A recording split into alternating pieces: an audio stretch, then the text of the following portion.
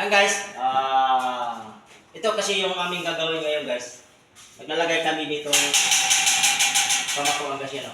Ito yung gagawin namin ngayon. Yan. Tapos ito pa. Yan, lalagyan pa namin ito. Dalawang lagay namin dito guys. Ano ng parlina. Yan. Tapos tayo no guys.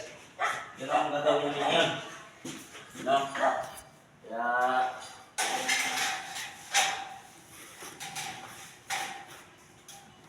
puro ganito lang muna kami ngayon guys. Hindi mo na saan.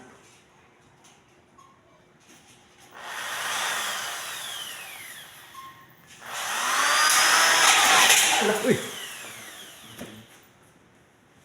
Lagi talaga tayo na ano dyan sa ano. Na video pa.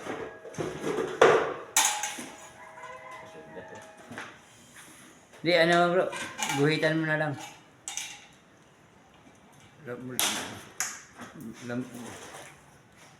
Ano natin lang ano, ng... Bro.